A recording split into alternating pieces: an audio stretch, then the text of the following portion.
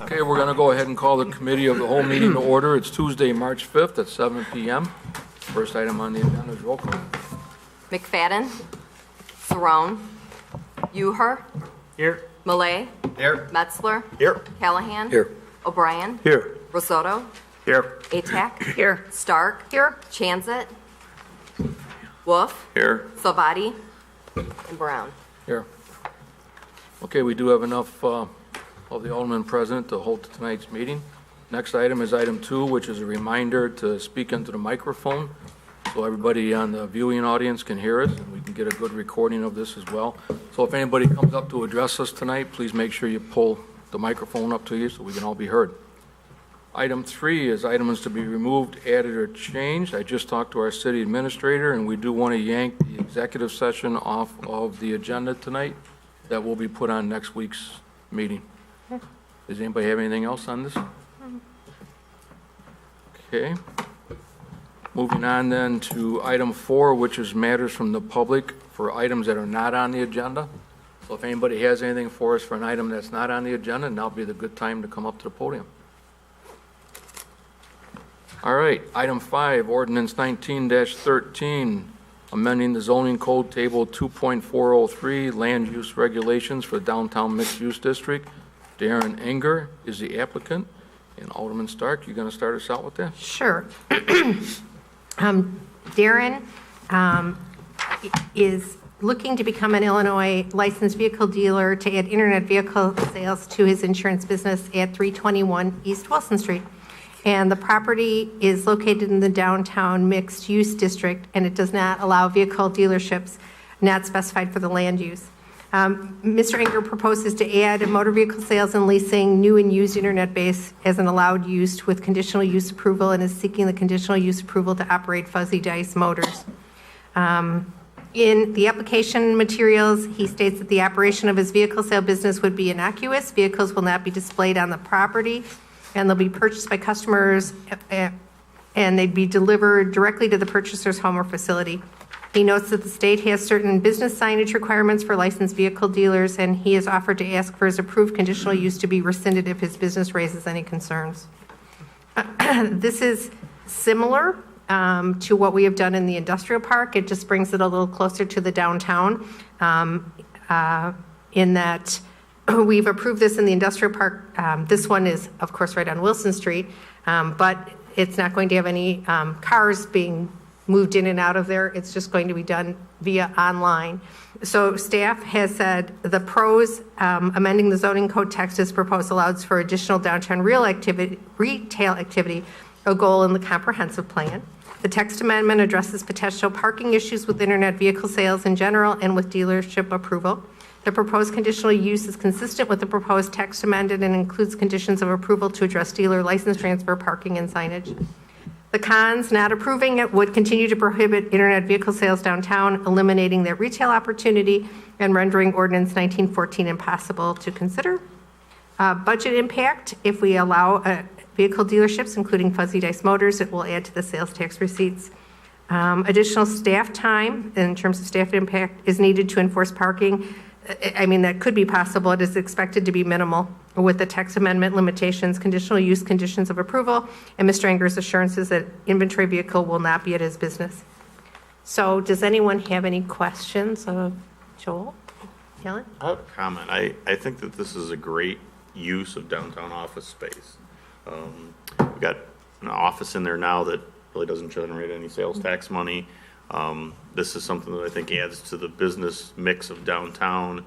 I think it could be a really important thing in certain areas where maybe traffic volumes or other things wouldn't generate a retail opportunity to generate sales tax, where this could really be a benefit to be able to locate an associated office basically in the same space that's there for another use and then generate sales tax with really no other side effects to downtown. Anyone else?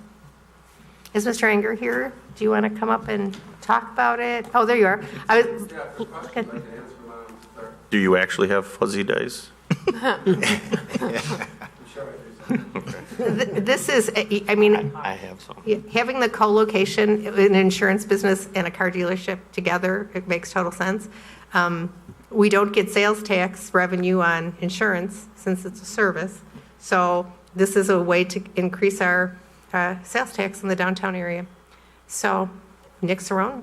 No, I was just going to add to that, and it's a case where people are doing this Oh, for sure. as is. I It's mean, good to get it here's licensed. somebody that comes forward and does the right thing and wants to do it legally and wants to do it quickly. Unfortunately, that didn't happen, but it's kind of the way of the world now. You know, we some of these things were created back in the day when there was no internet and sales didn't occur this way. So, you know, we got to change with the times, and this is a great opportunity for us. Just think if every internet-based business in Batavia was licensed and paying sales tax, just think how much additional revenue we could collect. Elliot?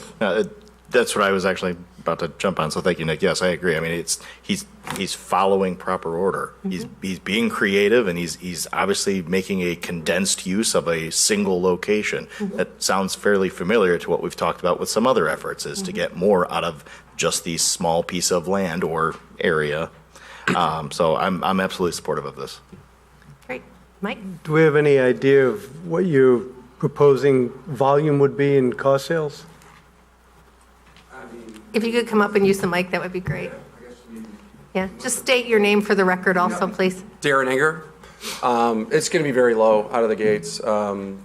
Great problem would be that we have to move it to another location because we do take inventory and we're, over the top successful with it, but it's going to be pretty low numbers. So if you take inventory, where do you keep it? If we do. So, Okay. yeah. Where would you keep it?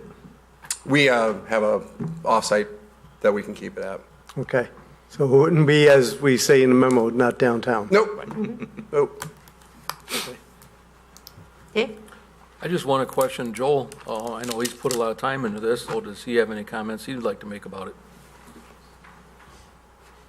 One point of clarification, business owners really can't do this without having a state license issued.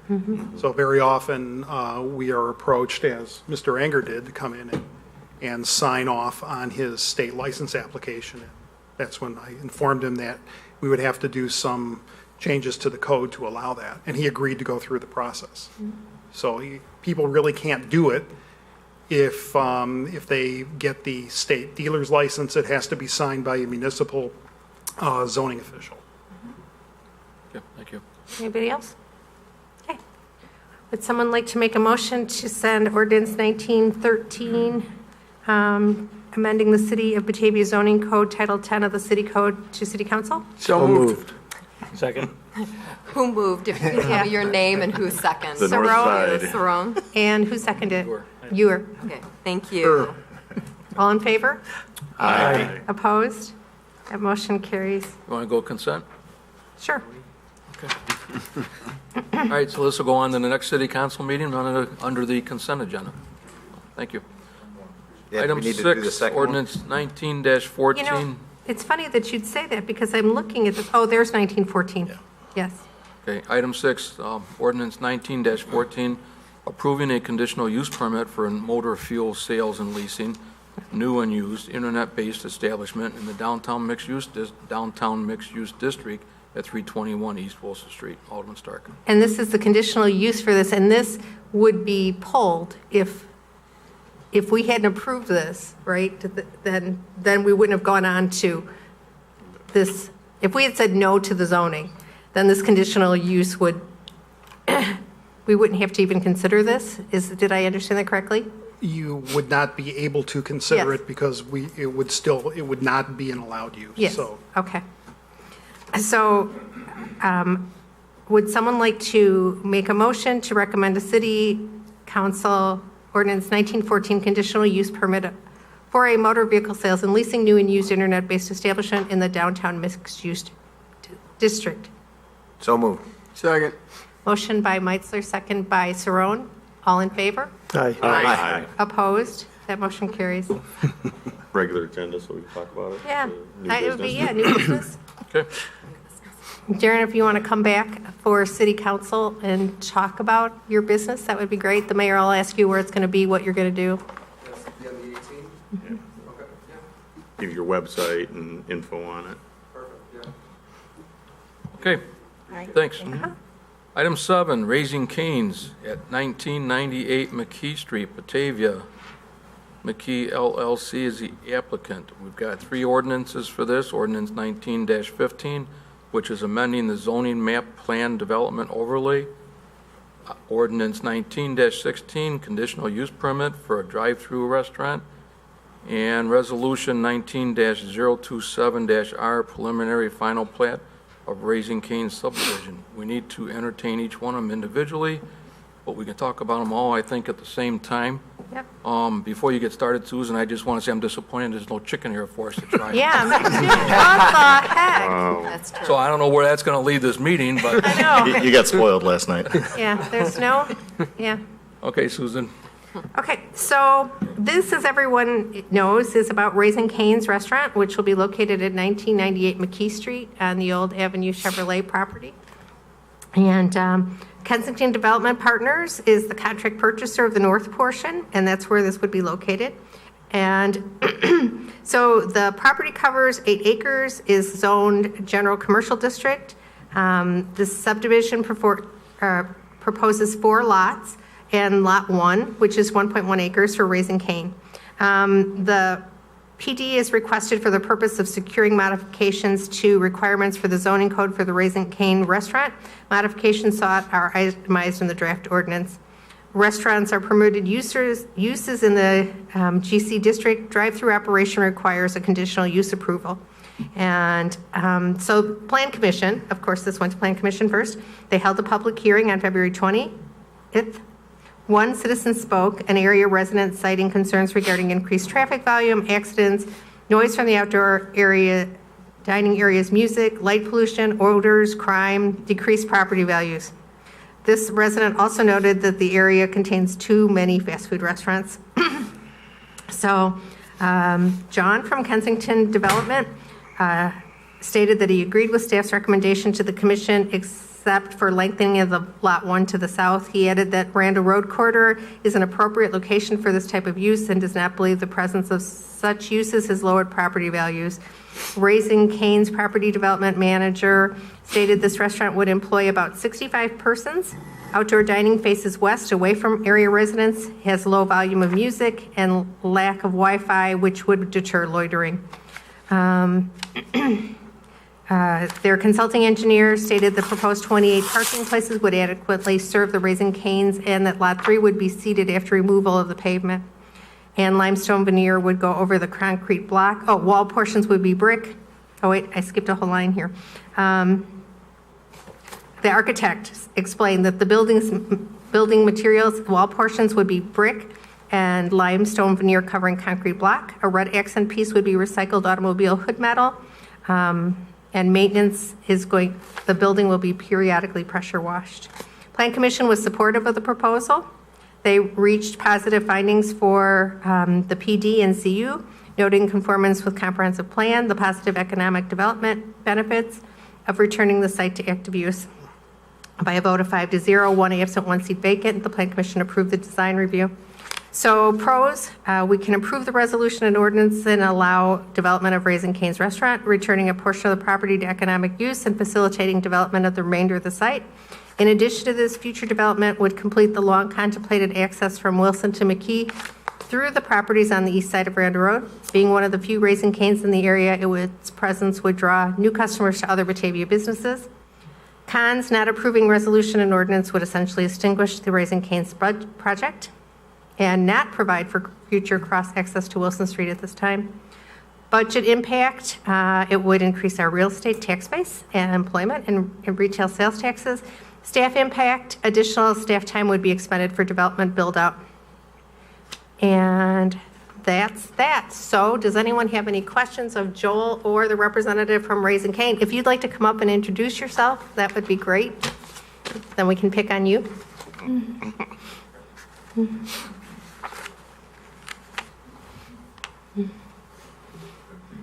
Hi, I'm John Schottish from Kensington Development Partners. We're the contract purchasers for the entire property, but taking it down in 2 phases, the first phase being 2.5 acres. And I have with me our engineers, architects, and also Lou Erin McCormick. She's a property development manager for Raising Cane's. Flew here from Texas to say hello and answer any of your questions. Great. Thank you. Thank you.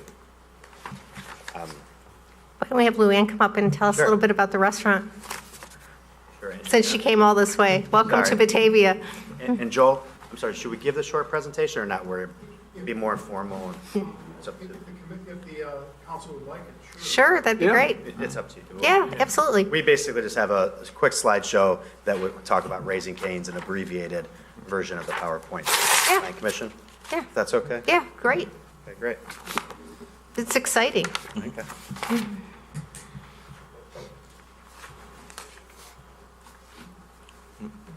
Is Raising Cane a franchise? We have 2 franchise, but they are mainly in Nevada and along the East Coast. So everything else is company owned. The majority is company owned. Great. Joel, is the presentation already open on the bottom of the screen? Sorry.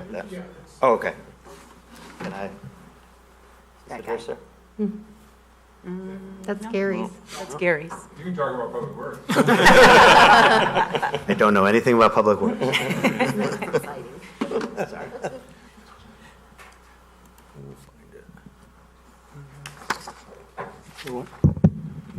There we go. Thank you.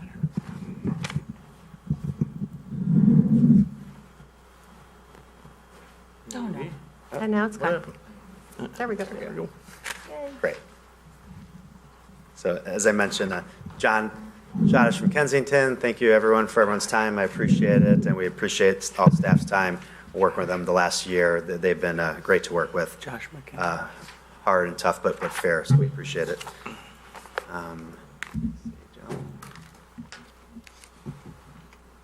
Here's the subject property highlighted, which is part of Phase 1. It's roughly 2.5 acres plus the access road.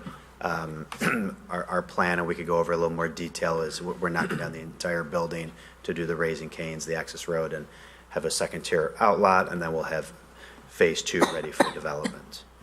I'm going to turn over to Lou Erin. It's a lot more interesting than me. She'll talk about Raising Cane's. Can I ask a question before you go there? Sure. You're taking just the north parcel at this time, right? Correct. Portion? So the south portion is still going to be owned by the current It owner? will be. We're the contract purchasers, but still have the same underlying owner. So I guess my concern is who's going to be maintaining it and keeping it in a decent order? Sure. We'll be maintaining the 2.5 acres and the access road per our underlying declaration, and the owner will be maintaining the southerly 5.2 acres per our agreement. Since we're on that topic, if you don't mind, Sure. it looks like the demolition is just in where the restaurant's going to be. Are you leaving like a parking lot and everything? Sure, yeah, we'll get, Hardscape stuff? if you don't mind, I'll let Lou Erin speak, and then can I jump over to that? Because we have a demolition plan that shows what we're going to start and stop, if that's all right? Okay. Lou Erin? Thank you. Again, Lou Erin McCormick with Raising Cane's. And I'm just going to do a quick introduction of Cane's, about who we are and what we do. So our founder, Todd Graves, had a dream about having a chicken finger restaurant that served quality chicken fingers. So in college, he wrote a business plan about it, and he received the worst grade in the class. And banks would also not support him because they said that a chicken finger restaurant with a limited menu would never work. So he set off to make his own money, and first he moved to LA and worked as a boiler maker, and from there he moved to Alaska, where he commercially fished for sockeye salmon.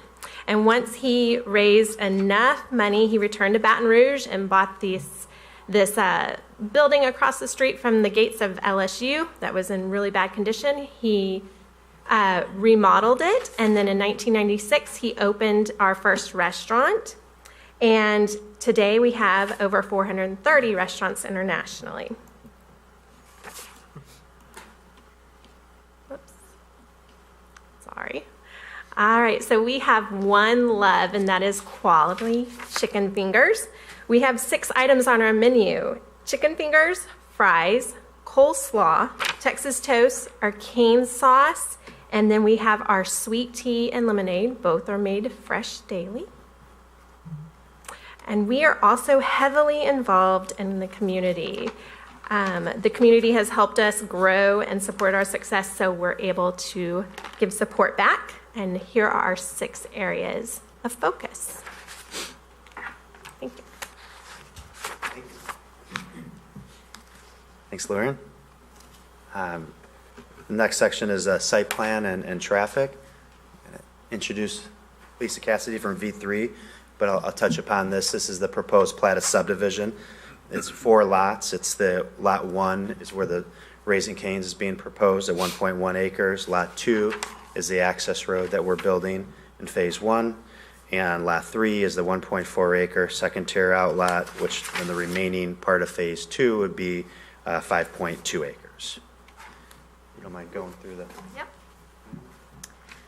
So this next plan here is the site plan for Raising Cane's, which will be on lot 1 in the northwest corner.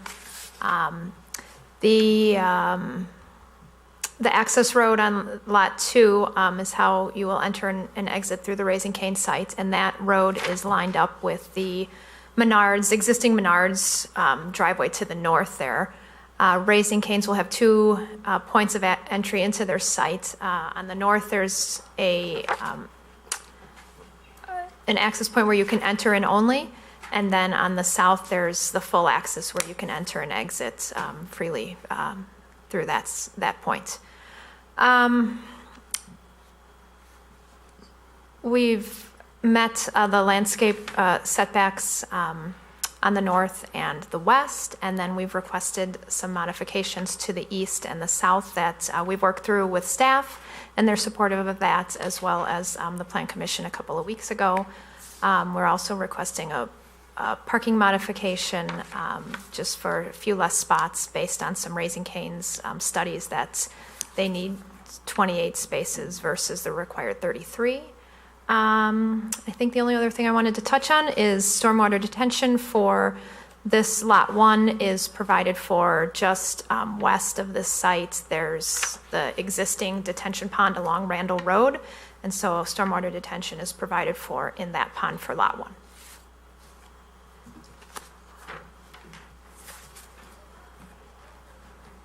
Sure, touch upon engineering, but to answer your question earlier, sir, this is the proposed limits of demolition. As you can see, we're knocking down the entire building, which straddles all 3 lots 1, 2, and 3, and we'll eventually pull up all the pavement on the lot 1, 2, and 3, and then everything south of those lots will remain as is.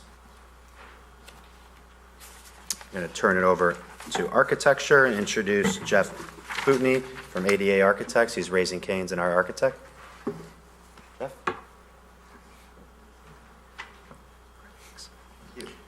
It's Jeff Poutney, AD Architects. Didn't fly in quite as far as Luann, but Cleveland, so. As mentioned, if I get this, there it is. There's multiple finishes on the building for aesthetics. Here at the base, along much of the perimeter, is what we're calling an Alamo brick. I do have samples here that afterwards I can bring out and show everybody. So this is Alamo brick. At the windows, at the wainscoting will be a stone sill, which is continuous around the building. The main field here is an ephes. The color is tamale, which is a light brown color. The tower areas here at both the drive-through and at the main entry here is a thermochromex, which is a limestone material that's a powder mixed and then applied over CMU. It is actual stone, but more of a stone veneer, and it has a undulating texture, so it makes more of a monolithic appearance to the towers. Along portions of the building, we also have the darker brick, which is a Roman brick, a more linear brick to offset the Alamo brick at the wainscot. At the front entry, as mentioned, the One Love is accented with the one, which is recycled car hoods. The main entry here is again the Alamo brick, the Roman brick with storefront windows by the seating.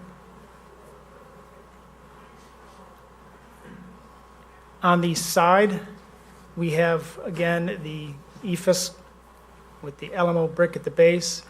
This is where the patio will be on the side. This is a metal framed awning over the patio. And behind here is an overhead door that during your warmer months can be opened to give open up the inside to the outside from the patio. Again, we have another tower for a side entry with the thermochromex. The continuation of the Alamo brick base, the ephes. Above at the roof line is an ephes that screens all of the HVAC equipment and condensers from view. This is our cane, our mascot.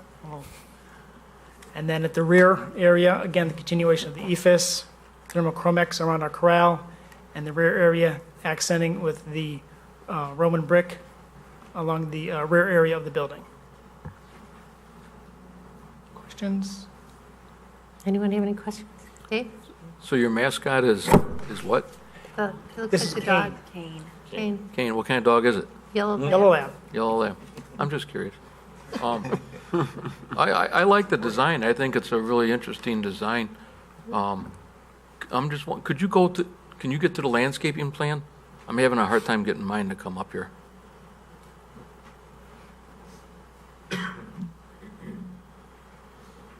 Okay. So I guess that's a good place right there.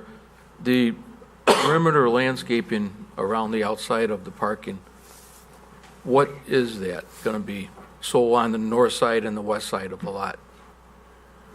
Is that going to be tall enough for proper screening of headlights, that type of I'll stuff? pass it over to Jason, who's our civil. Yeah, I'm Jason Cooper with Kimley Horn. We're the Raising Cane civil engineer and landscape architect. Yes, we worked with staff, and those will be, I believe, they'll be 3 feet at installation, but they'll be code compliant to screen with the intent there. And then the detention, maybe this is a question for Joel, because the detention to the west of the lot is not a part of this parcel, correct? Correct, that is a separate property. However, we've checked into it, and we believe that there is detention provided for this site in that pond, to be between the site and Randall. So I guess my question though really is,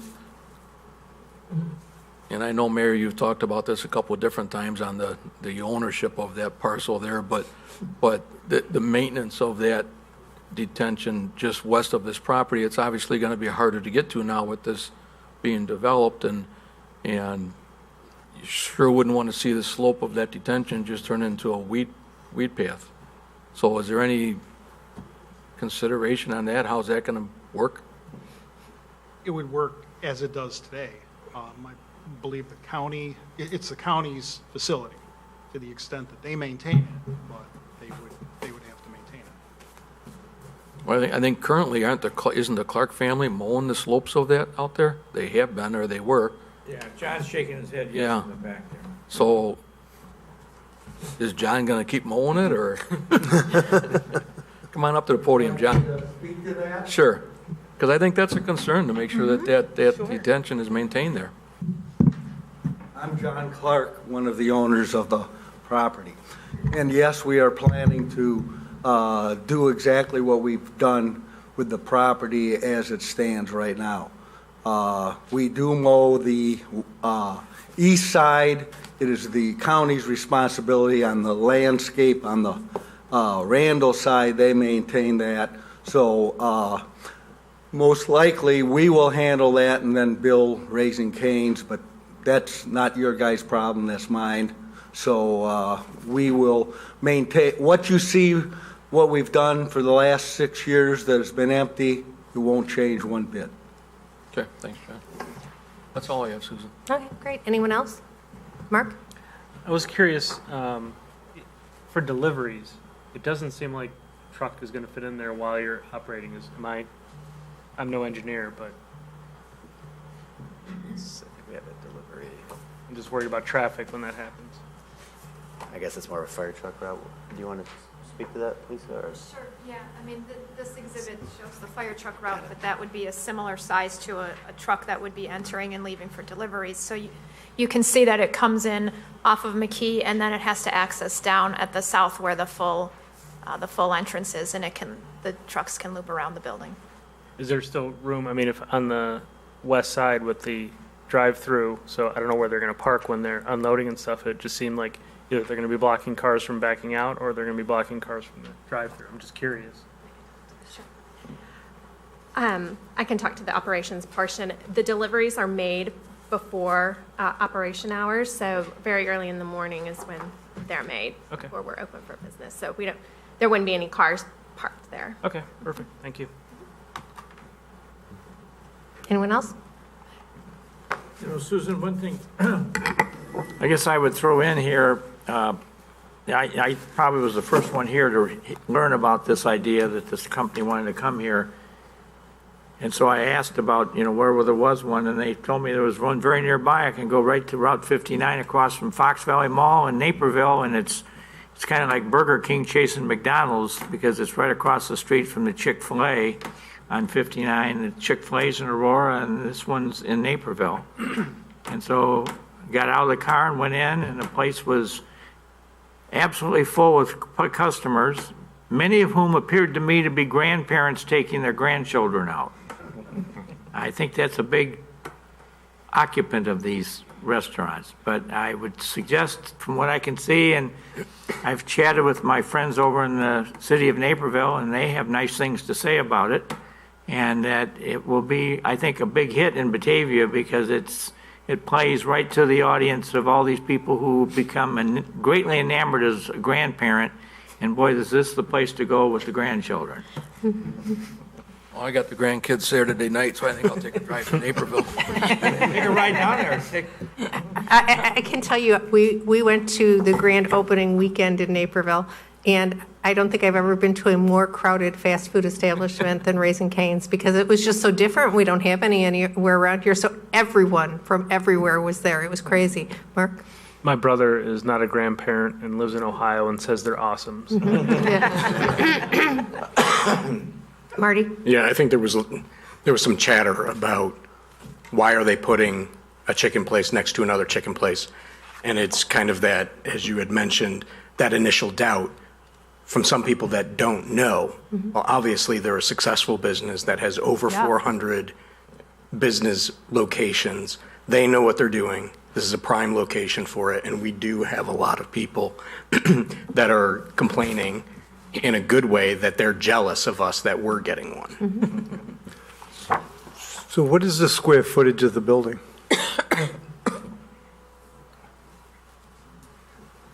Overall, it's about 3,300 square feet. That includes the corral in the rear of the space. And how many are we building in Chicago metropolitan area? We currently have a handful, just a little over 5. There is more planned. I can't say what we have coming down our pipeline, but we definitely have more for the Chicago area, and we're very excited to be in the Chicago area. As long as one doesn't go to Geneva. Tony? apart from the Naperville store, what other towns around? We're in Riverside. We're in Loyola. Let's see. I'm trying to think. Rhode Island. Yeah. So right now we've got Naperville, Oaklawn, Evergreen Park, Harwood Heights, and then you said Loyola. And I'm missing one. There's 5. Naperville. Naperville might have been the 5th one. But yeah, 5. Anyone else? I would just offer up, in the last 2 days, I've been out of town. Yesterday, I was at a meeting of the Metropolitan Mayor's Caucus over in Oak Brook, and today I had the Chicago Area Transportation Studies Council of Mayors in Chicago at Willis Tower. So I've talked to a lot of area mayors, and it's gotten out that Batavia's getting this one, and there's great interest in my peers wanting to know who you can talk to at this company about getting one of these in their town. So these folks have people kind of chasing them around, I think, and so I'm very honored that we are getting one of the early stores, because I think this is, it's just as they say, we're going to get a lot of folks in here from, not from Batavia in here wanting to get to this place. So I be ready for the onslaught of the crowd. Okay. Is Nick. there a target open date estimate? Yeah, I mean, I think our goal is, if all goes well, is to have ideally a fourth quarter this year opening, if it works. There's a lot of moving parts there, but that's the goal. So I could plan my Christmas dinner around it? There you go. Black Friday. We'll stay open for shopping. Thanksgiving Yeah, for you. exactly. There you go. Okay. And they're open on Sunday. And there. Heathen. So, Had to get that in. yeah. So, would someone like to, if we're done with questions, recommend a council ordinance 1915 amending the zoning map plan development overlay? So moved. Second. Motion by Meitzler, second by Ewer. Was it Ewer? Okay. All in favor? Aye. Opposed? That motion carries. Would someone like to recommend a council ordinance 1916 conditional use permit for drive-through restaurant? So moved. Second. Motion by Ewer, second by Meitzler. All in favor? Aye. Would someone like to recommend a council resolution 19-027R preliminary final plat of Raising Cane subdivision? So moved. Second. Motion by Meitzler, second by Millet. All in favor? Aye. Opposed? That motion carries, and I definitely think we should talk about this at city council. Yep, so if you want to fly back in from Texas or right. wherever you're from, It should be warmer next time. Mayor always invites whoever is getting anything approved to come up and talk on the podium, at the podium here, because you're on TV. And believe it or not, there's a lot of people around Batavia, not only in Batavia, but all around Batavia that do watch our live TV here. So it's good advertising for you. And if you could bring chicken fingers. All right, thank you. Okay, we're going to go on then to the next item, which is the annual update for the reports on Public Works.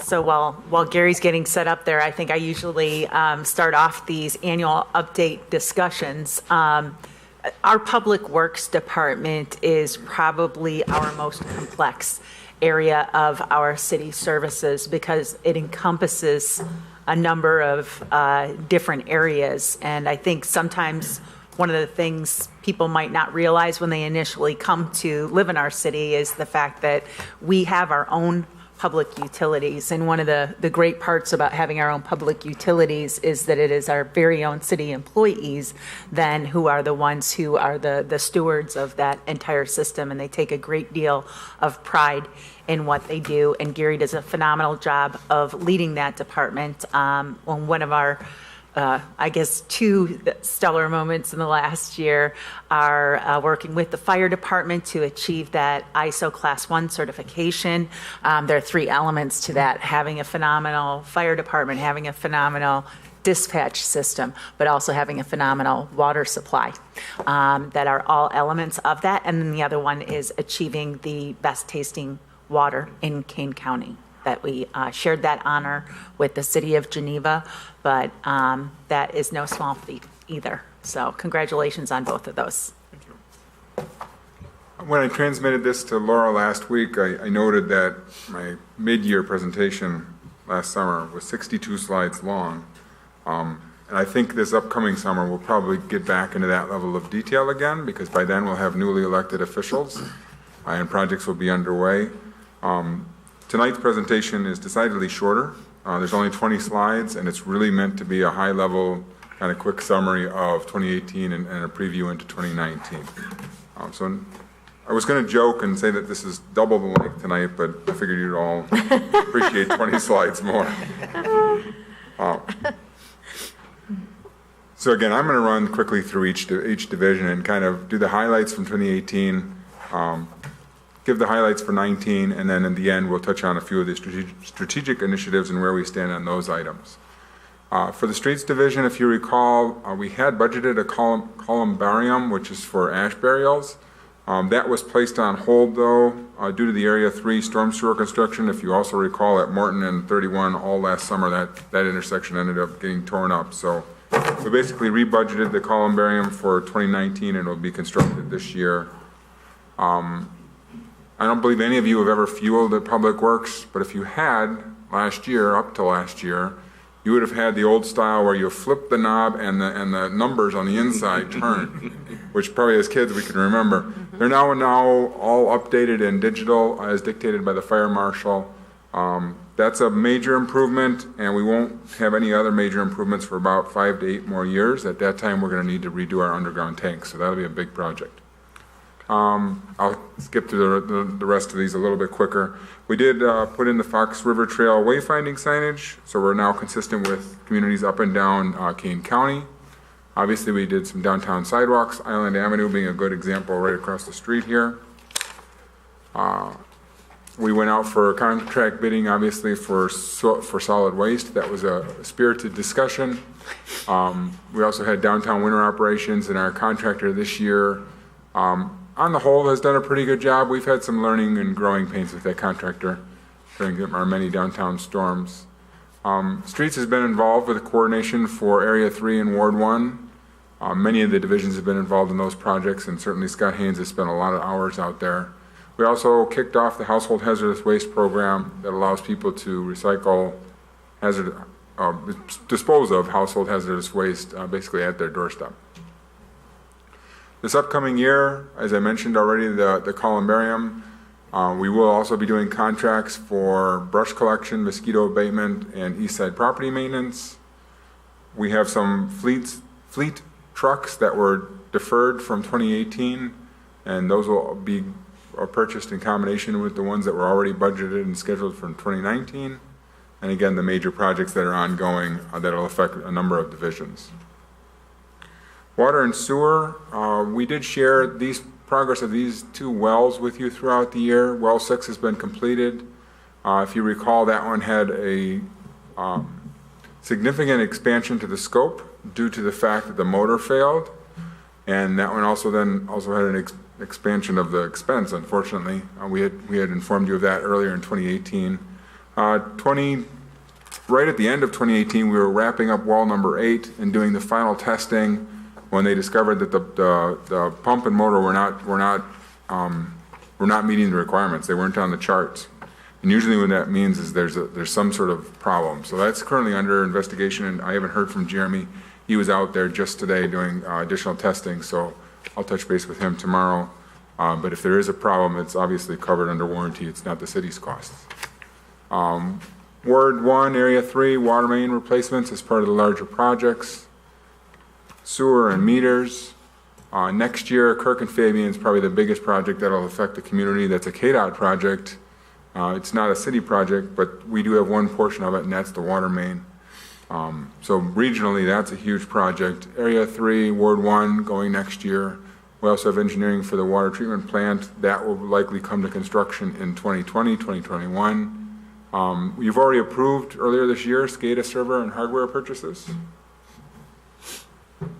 This one, I'm sorry to report that we're still under construction for phase 1. We should have been done in the 3rd quarter of 2018, but we're probably not going to be done until the 2nd quarter of 2019. You all know the details behind that. We are going to start the engineering for phase 2, final design of the wastewater treatment facility improvements, and again, SCADA. The electric, as you know, we're currently under construction for the Northeast substation. The control building is nearing completion. Rahat shared a few weeks back with you drone footage of that. The station transformer is scheduled for installation in the 2nd quarter of 2019. That transformer has failed a couple of tests at the factory, so we are not accepting delivery from the factory until all the testing is approved. So that's still kind of an ongoing process. 34 engineering for the 34 kV transmission line up in that same industrial park is scheduled to go for construction this summer. Early in 2018, we did finish Colonial Village overhead replacements, and we started on the Highlands. The Highlands right now has been kind of, we reached a stopping point, but it's kind of temporarily been put on hold because of Prairie Commons development. Our crews have really kind of been devoted to putting electric down in Prairie Commons.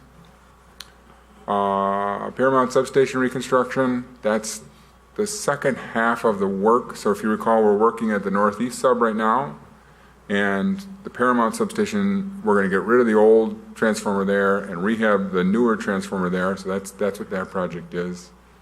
And then I listed some other major projects there. Laurel Lane Apartments, a project that directly affects a number of residents in Batavia.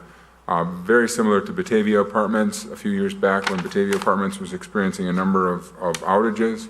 Laurel Lane's going through the same thing now, so we actually moved them up in our capital improvement schedule to be done in 2019. So their underground will get replaced and should increase the reliability for that apartment complex. Engineering division, phase 1 of the Ward 1 drainage improvements was completed last year. So that was the work off of Kirk Road that caused a little bit of dust. That was done using bond funds. Phase 2 of the Area 3 sewer separation was done using bond and EPA funds. And Wilson College in Cleveland was also done last year using bond funds. As Rahat shared a few weeks back, the Fox River Bank stabilization was completed, at least the scope that we had as part of that project. And we also last year completed final engineering for Main Street and preliminary engineering for Prairie Street. This year, Deer Path and Main Street intersection is going to be widened and signalized. That pre-construction meeting has already occurred. The contractor has already got a start date, and they should be getting going on that project very quickly. I mentioned earlier about Ward 1 and Area 3, and all of our projects this year, we have a public, in fact, I'll take this moment to remind all of you that we do have public meeting next Tuesday night, the 12th, before the start of COW. The public meeting actually starts at 5:30, where we're going to talk about Mahoney Creek, and then followed at 6 and 6:30 for Ward 1 and Area 3 residents. So we'll have kind of all the major projects come in for a public meeting, public open house, prior to next week's Committee of the Whole. But anyways, I'm back to Ward 1 and Area 3 and my comment about dust. As per our discussions last year, we do have dust control watering in the contracts this year, and we plan to show a number of pictures during that open house of, dirty roads and when these projects are under construction and when Main Street's under construction, dust is unfortunately a byproduct of that construction, and last summer being an especially kind of bad combination of weather. Prairie Street, final engineering is this year for 2019. We're also going to work on some Mahoney Creek projects, and the Safe Routes to School, I don't know if that's come to committee yet. At the staff level, we applied for grant funds for Safe Routes to School. Back in 2010, 2011, the city actually received a number of project funds for that. And then we did some various projects in town. And then the federal government discontinued the program for several years, and it's back again. There's absolutely no guarantee that we'll get the money, but we did work with Geneva to cooperatively look at projects and then submit for certain places where and the school district, I'm sorry, I should have mentioned that we really work with the school district to identify priorities. And if we do get Safe Routes to School funding, we'll come back to you. We put in for $200,000 worth of funds. So no guarantee we'll get it, but we're keeping our fingers crossed. Very important to bring everyone up to speed on, we are not going to be doing Main Street this year. Main Street actually has been pushed now to 2020, and Prairie Street is also going to be in 2020. And then actually in that same year, we're going to be doing the final phases of Ward 1 and Area 3. So 2020 will continue to be another big year in Batavia for infrastructure projects. Buildings and grounds, really an incredible project at City Hall over this past year with the new windows, replacing windows from the 1980s, which served the city well. They just, though, were kind of at the end of their life, and they needed to get replaced. So as staff members, we were joking and retell a story that many years ago. Okay, so we replaced the windows in 2018. Scott Haynes hasn't worked in this building for almost 15 years. And Scott Haynes in Community Development Office, what is now the Community Development Office, used to put a glass of water on his windowsill and it would freeze in the wintertime. So it just kind of tells you that for many years, the city has needed new windows on this building. We finally got them done, and the masonry, and it looks really great out there. The fire suppression system in the police garage, that was also kind of an eye-opener. When we were doing the rehabilitation architectural plans, we ran across an issue with the sprinkling system that from the day this building was constructed up until just this year, the east side of the police garage, the fire sprinkling system was not adequate. So if there would have been a fire out there, the system would not have been able to handle it. So we redid that system out there now, and it meets, that's where we kind of were head scratching, because even back then it didn't meet the code. So it meets all current codes for fire suppression now. Public Works, second floor air quality improvements were completed, as well as the server room HVAC. And for 2019, we're going to be looking at our roof restraint system, which got put on hold last year because of the major project with the windows. We have to do some floor drains out at our facility, security system upgrades, and the food pantry is going to get a new roof this year. They're in desperate need down there. I'm going to shift gears to the strategic initiatives, the ones that at least the Public Works is involved with. There are several other initiatives that the Public Works doesn't have a direct involvement with. Just a status update for really the first couple of months here of the year. We will be working to update a conceptual cost for the second bridge.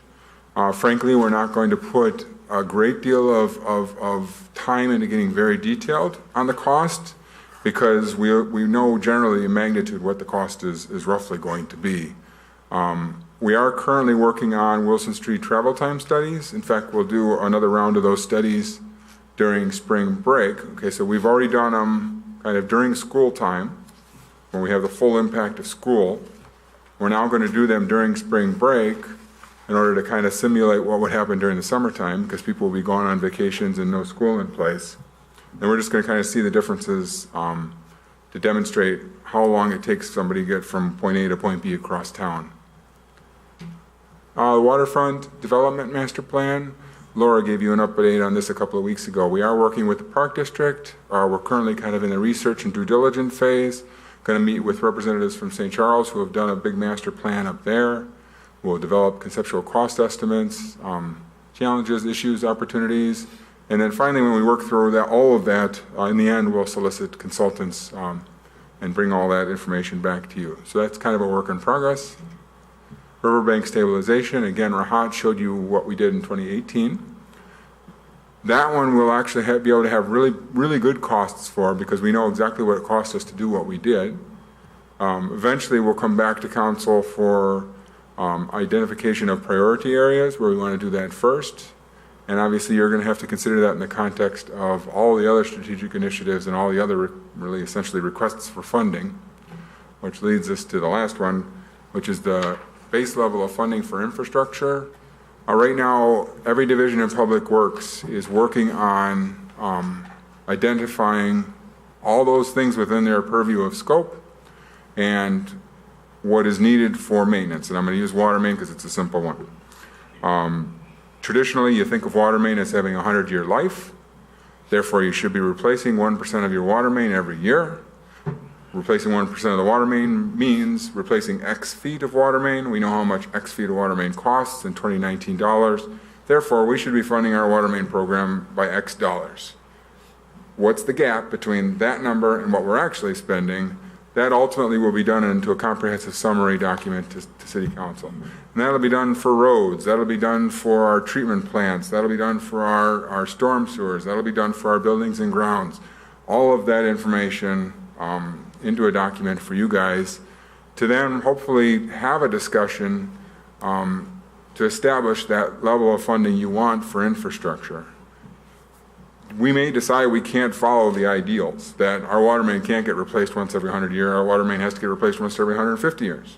And so here's the numbers. And that'll come to you for a good discussion at some point later this year, probably around mid-year, because I believe that is the general plan, is to do a mid-year presentation so that we can get guidance and then begin to create the 2020 and future budgets. So, that's all I have, unless you have questions. Anybody got any questions? Mark? Got a few questions. So Main Street is obviously an issue right now. Is there anything we're going to be able to do to make it a little less rough for the remainder of this year and into next year? Because it's pretty bad. Yes, I mean, we'll continue to patch it as we have. It is pretty bad. It's been bad. It's been bad for a number of years, which is why we're reconstructing it. So no, I can't sit here and tell you it's going to be smooth throughout 2019. No, I don't expect it to be smooth. It is. It's been. We'll keep it pothole patched. Okay. Keep the holes out of it. Okay. But it's going to be rough. Number two was the underground tank. Is that something we've been saving money for? Because I imagine that's not cheap. So we do. We have a capital replacement fund as part of the fuel system. We also, if you recall, we have intergovernmental agreements with the Park District and the school district. Many of you weren't here maybe when those agreements were established, but those agencies used to go and pay retail at the pump. The retail at the pump price versus what our wholesale price is, there's a gap there. So basically those agencies agreed that they will pay our price plus an adder. We basically take the adder as a profit, but that profit is still considerably less than what they would have paid at the pump. So it's benefiting them and it benefits us, and that money that we take as a profit goes into that capital replacement fund. Okay. And then the last question, is there any way, I don't expect to have this right now, I'm curious to see, since water no longer freezes on a windowsill in a glass, if you guys have looked to see what the cost of heating was this year in the building compared to previous years? It's hard because we give free therms for this building. Okay. So we don't, this is part of our franchise, we don't pay for gas in this building, so. So no way to even see how much gas we've used? I mean, I don't. Somebody would. I'd have to ask Kevin if this building even has a meter, because this building was done as part of the franchise agreement. Really? Water doesn't freeze on the windows anymore. Correct. Well, it's good. Just people during public meetings. I thought you were going with, did you think about the cost of just heating the windowsills prior to replacing the windows? I thought you were coming up with a better idea. Anybody else have any questions? Mayor, you got a comment? Well, first on that, if you were here at the candidate night last week, you heard loud and clear repeated times about the lousy heat in this room. And I got nailed about it the day after and the day after that by people who were here and were telling me they were ashamed of the city and the poor way we were running the place and not putting any heat in this room. So hopefully we're taking a look at how we're heating this room, because it was cold down here that night. And Yeah, I can show anyone who wants to know. I mean, that it's anytime, because this room is purposefully made cold during after hours because no one's in here. And the night meetings that do occur in here are random. So, but I can show anyone, it's 3 seconds to adjust the thermostat in there, and I always put the thermostat up. Now I've got Laura putting the thermostat up too before meetings, because it is needed. So, Yeah. In the wintertime months, it does get cold in here. In the summertime months, I go in there and turn down the air conditioning. So, if anyone wants to know that, we can show you how to do it. It's real quick and easy in there. So Gary, I have a couple of questions, if I may. With the Mahoney Creek meeting, I've heard from some residents they're concerned they're not going to have enough time to speak. So we actually have one of our engineers is going to take anybody who still has questions or concerns, and we're going to go into one of the other rooms to be able to continue the meeting while the other meetings go on, because we're trying to bring all these meetings together that night. So. Okay. When we're working in the First Ward on Geesey Road, wherever we're working, I mean, you mentioned dust. Dust is obviously a part of construction, but we know the contractor can do a better job in controlling the dust. I mean, Laura and I walked on Geesey this summer, and it was pretty bad. It was out of control. So it's just something we need to keep an eye on. Alderman, I've said 3 times last summer, and I said again tonight, and I've said several times, I don't know what else I can do except to say that dust control watering is in the contract, and it's definitely a concern that we heard from City Council, and we've included it in our contracts. So I appreciate that, and you and I have discussed it. So I guess I'm going to bring up also, you brought up stormwater. I don't know where we sit with the stormwater utility. That just kind of fell along the wayside. I know we were talking about how we were going to fund it Well, city council elected to fund stormwater improvements through the general fund, not through a utility. Not through a utility. Well, I'd like to bring that up again sometime. I think that's going to be important so we can control it better. I think that would help you guys controlling costs also. That was the issuance of the bonds, and then those bonds being basically GO bonds are funded through the general fund. So, Was that, I didn't remember that was a decision not to continue to discuss the utility, but to deal with that issue at that time. Yeah, no, I mean, that was It was. certainly staff's idea, Yeah. staff's understanding that the issue of. Utility was utility rejected not in right, favor of issuing the bonds. and handling it in the and general fund. enhancing yeah, I don't recall that either, funding. so maybe I was sleeping that night, so. Okay, well, anyway, I'm going to say, you know, I'm going to bring it up again that we start looking further into, I think that's going to benefit the city. I would recommend maybe as part of this discussion, Yes, because at some point in time, we have to find funding for infrastructure, and that's a Right. perfect time. I think that's it. There's, you know, Mahoney Creek we'll discuss that, and that'll be, I think, a lively discussion. I do too. Okay, yeah. And lastly, on, you know, it was pretty upsetting, the work that was done on Woodland Hills Road, you know, 2 years ago, whenever that was. That's been several years ago Yeah, now. so, you know, we have those posts up, but as I drive up and down the road through the ward there, the lawns are getting torn up. So will we be addressing that for the residents? If it's plow damage, Yeah, mostly it is plow damage. I mean, it's pretty clear that it is, so just something we should bring up. And obviously, we're much aware of doing that any further, so it won't happen anywhere else, I hope. Yep. Thanks, Gary. Anyone else? Yeah, Gary's aware of this.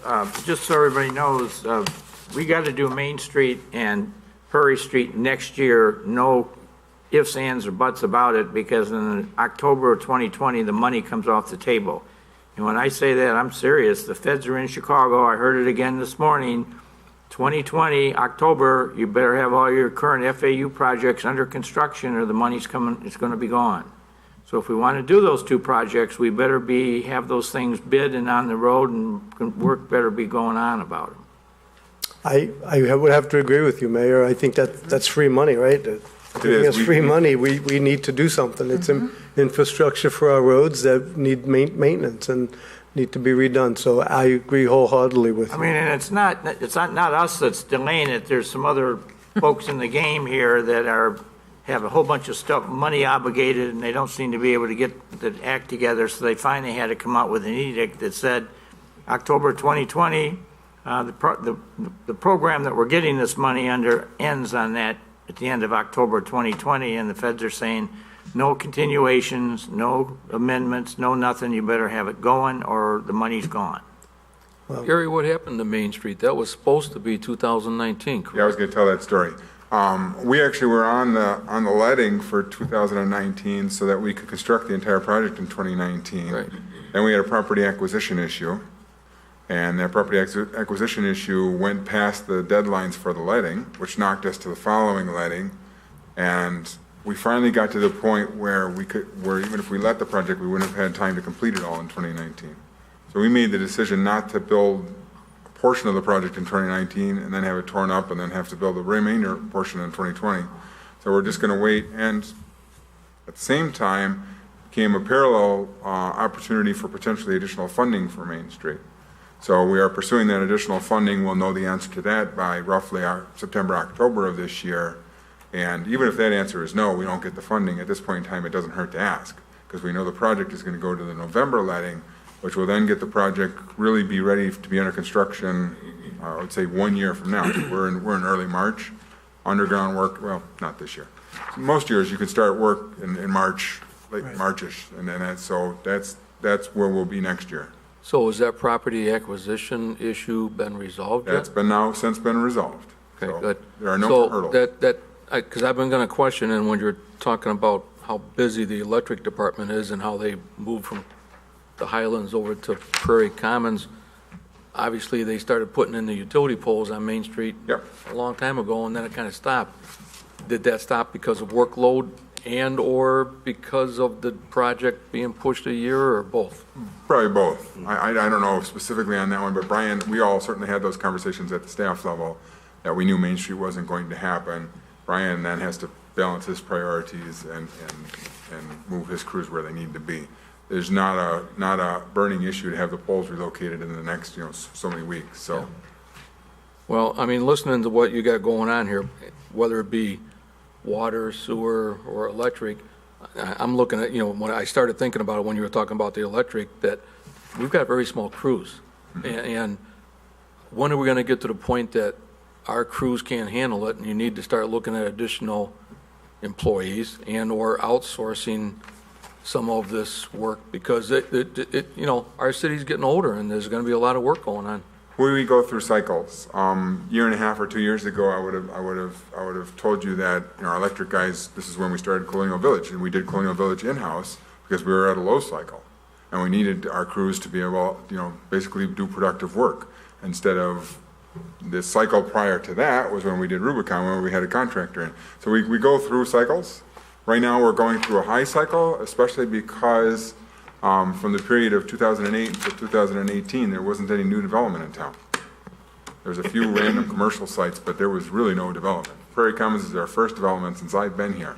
So Prairie Commons and a Landmeyer farm will cause us to go through a peak in work. I would not advocate for hiring staff because then the peak is going to come back down again. And so at this point in time, what we'll do is look at our overall projects and then defer those projects which can be deferred and focus on the ones that really need to get done. Okay. Anyone else?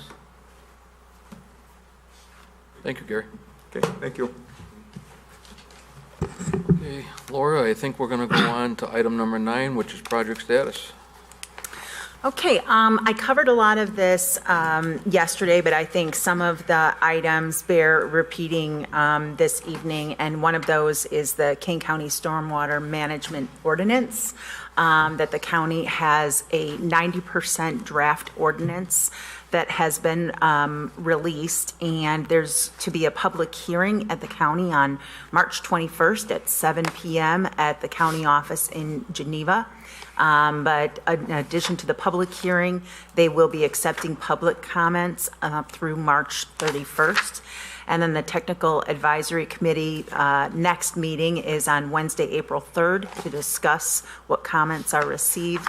And approval of the ordinance, if there aren't any major comments or disputes, is expected on April 9th. And then it'll go to the county board on May 18th, with an expected adoption date of June 1st.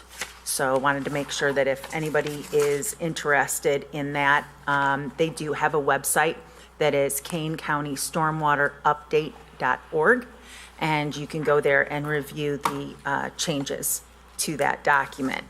Everybody's always interested in the progress that's being made on our new restaurants that are coming to our downtown. So I'll share that the proposed Bocaditos restaurant at 109 East Wilson is under plan review for permits, and we're awaiting further revisions to their plans, but we'll be issuing an internal demolition permit this week.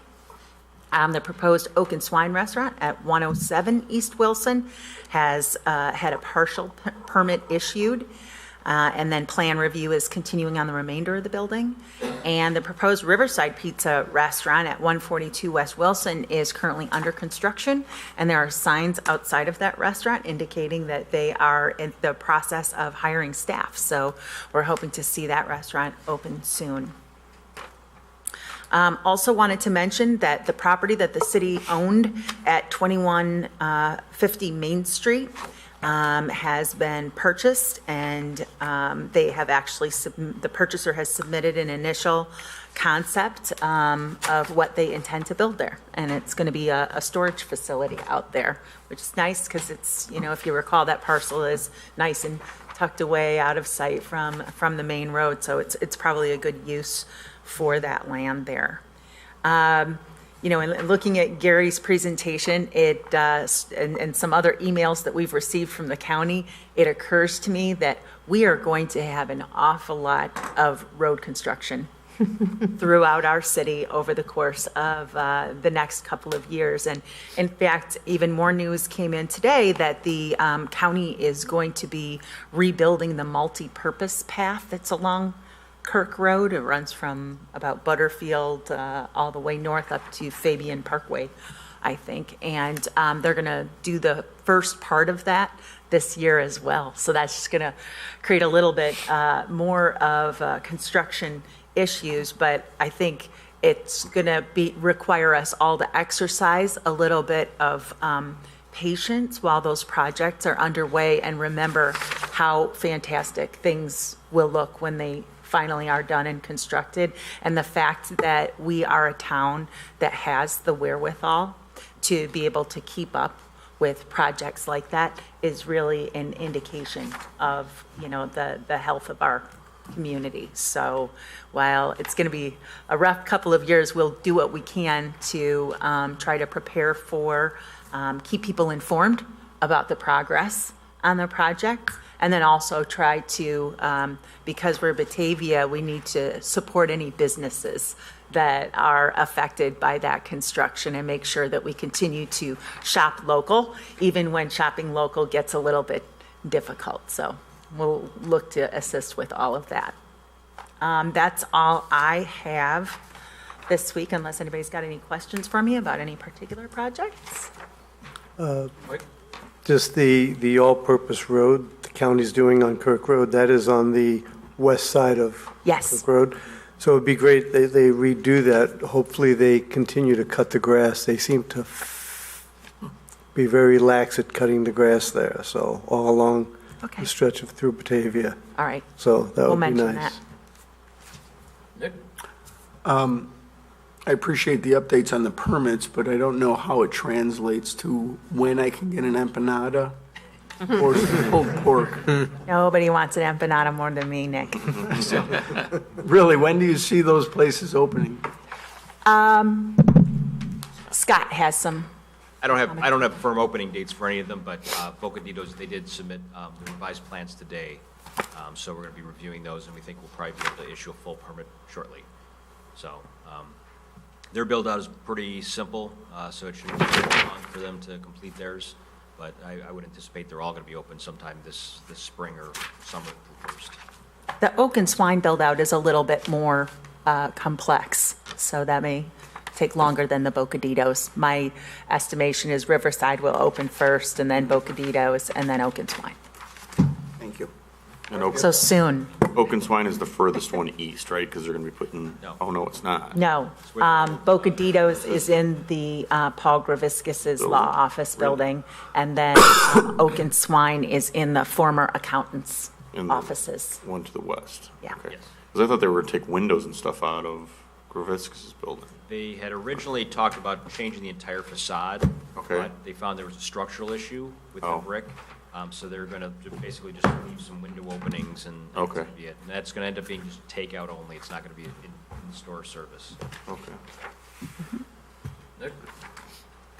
Or Mark? Yeah.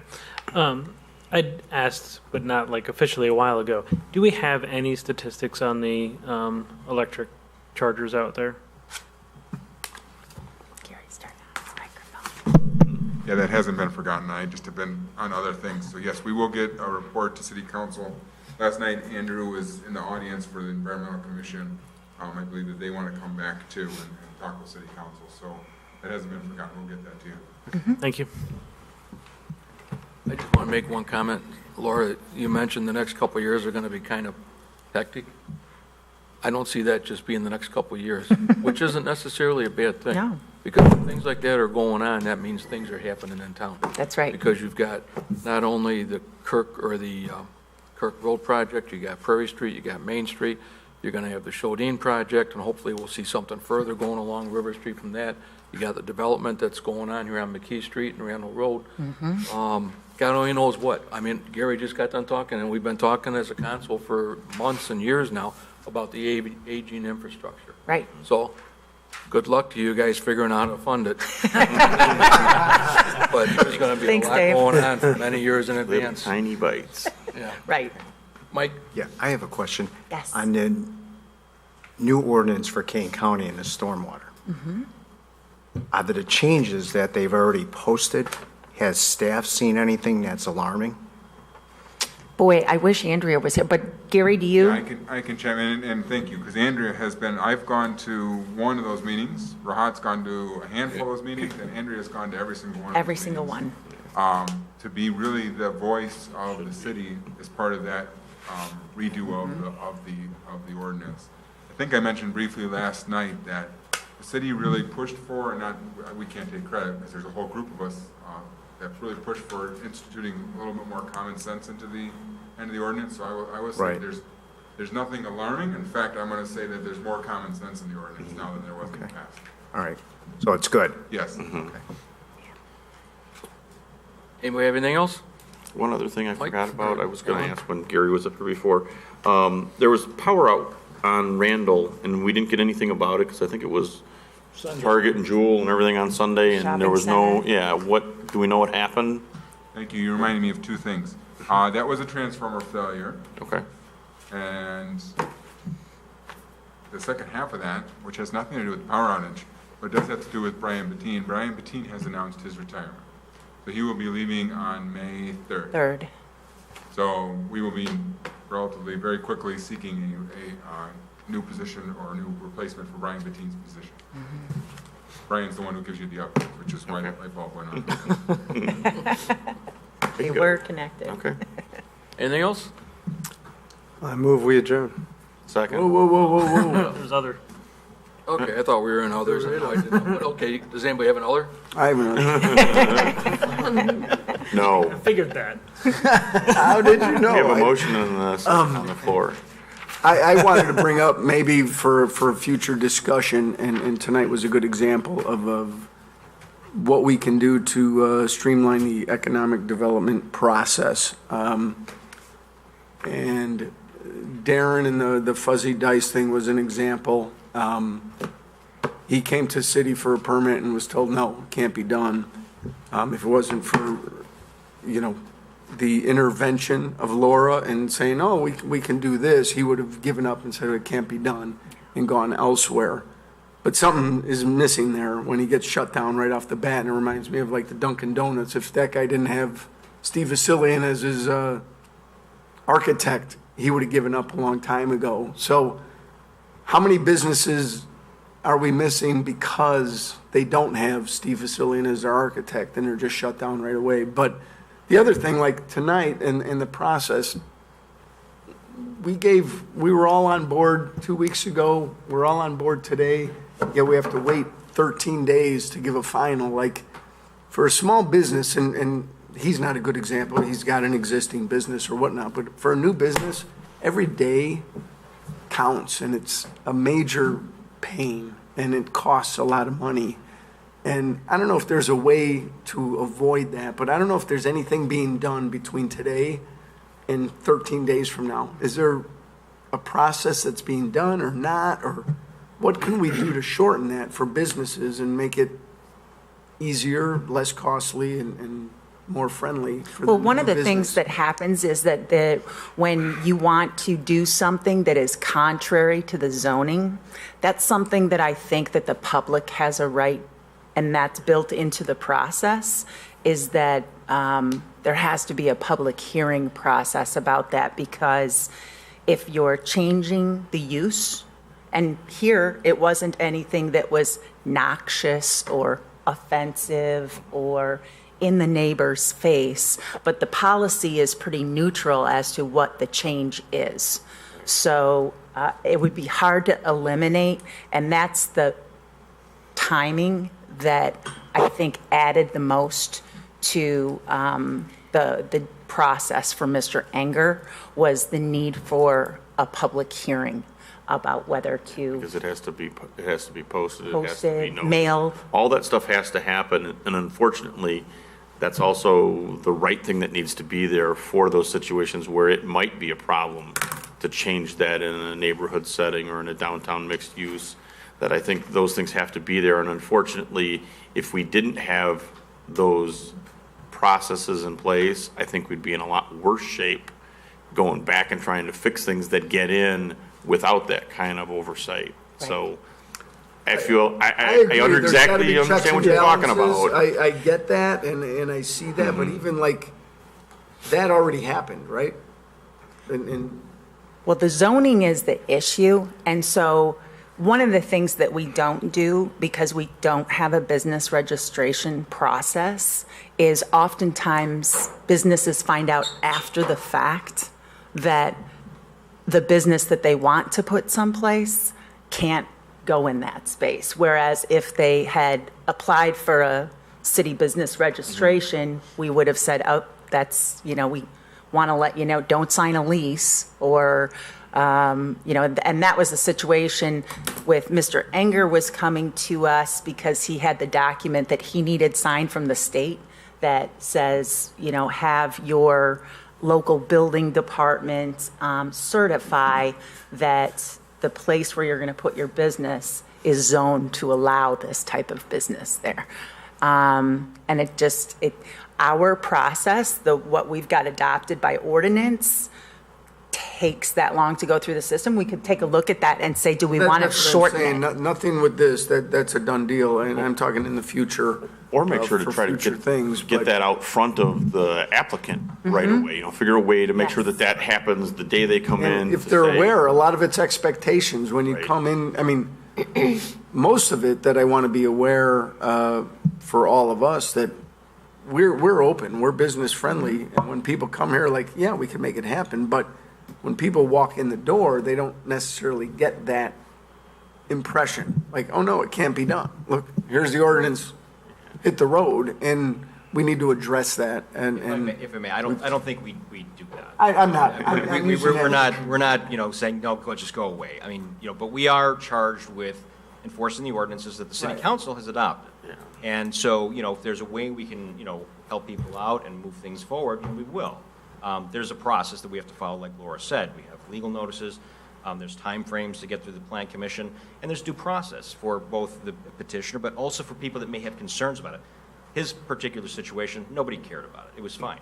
But, if somebody came in with a grease trap place or, a rendering plant or something like that, that obviously would be more of a concern that somebody would say, you know what, we really need to vet this out and get some more information.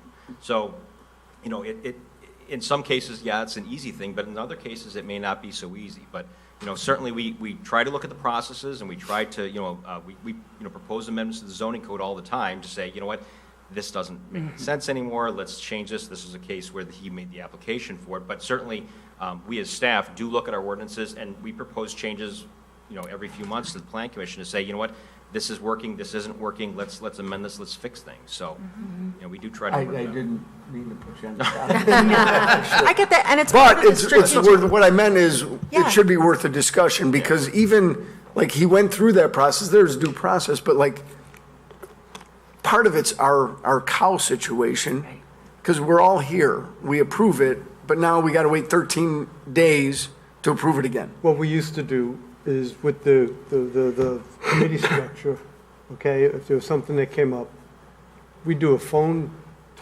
poll and just say, okay, everyone's good with it. The chairman would say, okay, we're all good with it. And we just go right to city council. Everybody on the phone would just say, yeah, we're good with it, and be done.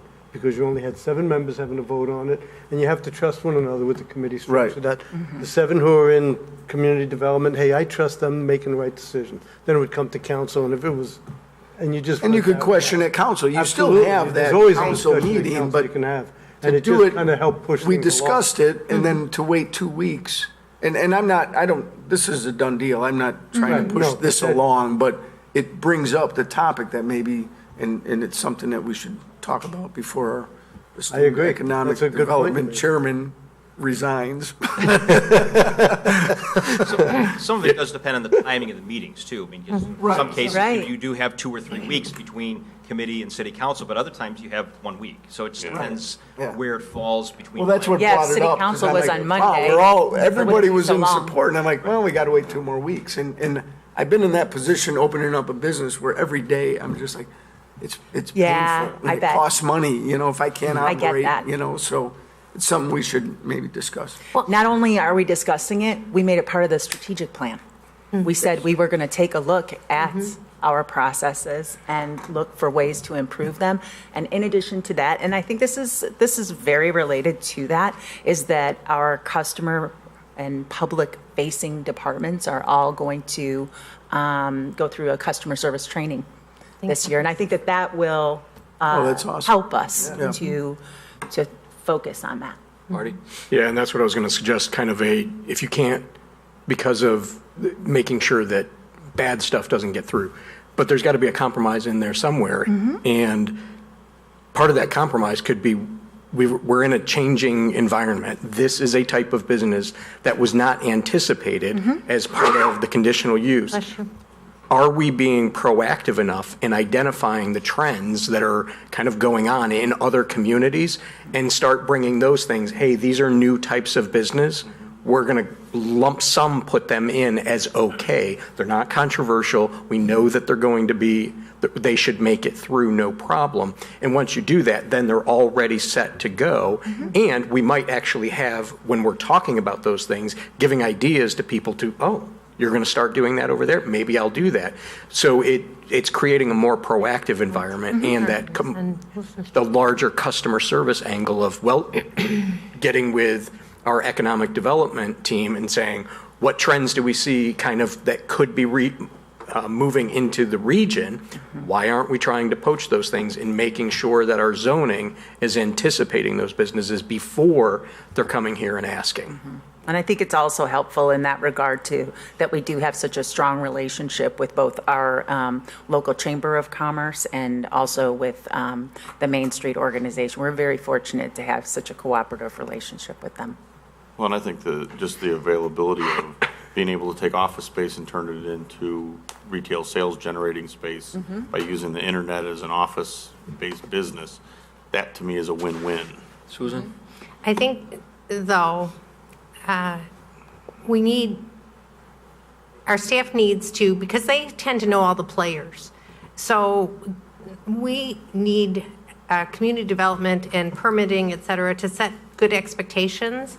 Because the one time I had to get involved, it was staff knew that the landlord was kind of hard to deal with, and the landlord was never on time. And so the person who wanted to rent and open a business thought it was the city dragging their feet, and it wasn't. And so there's that kind of expectation setting that is like, you know, it may take a little bit longer. You know, you want to get your business up and running, you have an open date by. It's not 100% on the city. And so that's that kind of, how do you do that without, you know, tipping your hand and making the business owners angry or the new tenant angry, or, you know, it's a weird balance. It is. I would, I'm going to say something, and I hope the gentleman at home that's maybe watching this on TV isn't watching this. Because I've had a conversation with this gentleman, a very well respected in town businessman, doing quite an improvement on his property right now. Bob Hanson with Funway. Surprise. And, I mean, you know, the guy's got a head on his shoulders, right? Yes. Very, very good businessman, very common sense, down-to-earth guy. And he just has gone through quite the improvement on his property, and he's vented to me a couple times, and I think rightfully so, about the process. And if that's something that could be brought into this conversation, because as he has said, and other people have told me in the past, Dave, if I had only known this is what they wanted, I would have got it for them. But I get from point A to point B, and then I find out, thinking that I'm going to be off and running to the races, and then I find, well, wait a minute, now we need this.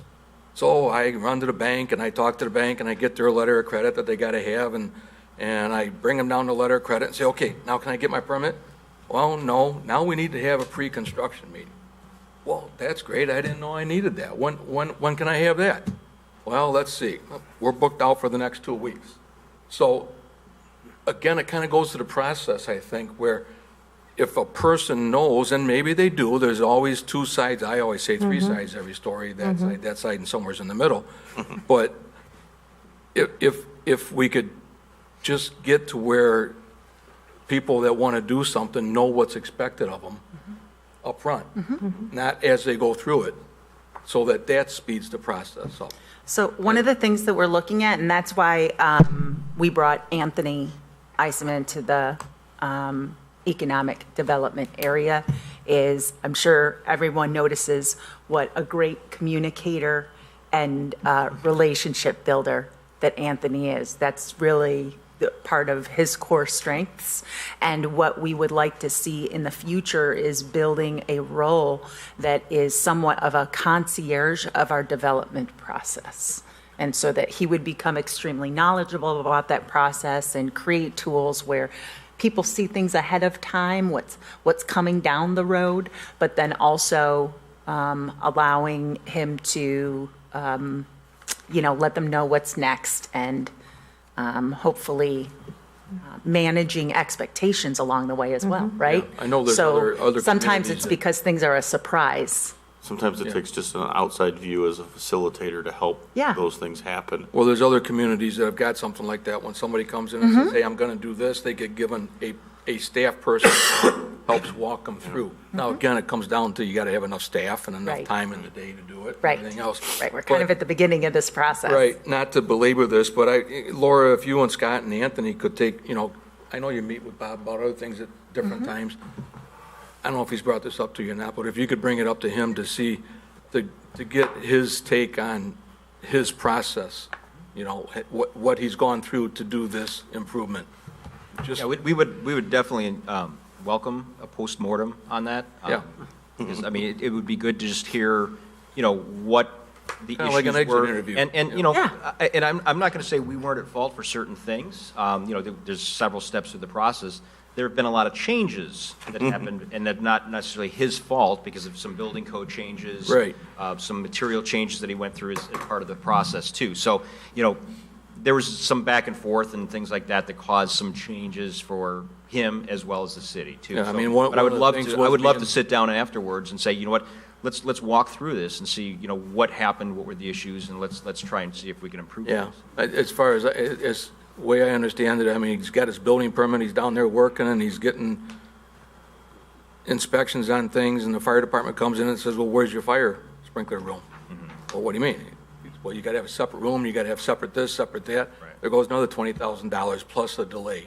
And that wasn't on the permit plan that, all approved, and kind of things like that. It makes it very difficult, and you wouldn't want that kind of stuff happening to a lot of people. It wouldn't sound too good to potential developers. Right.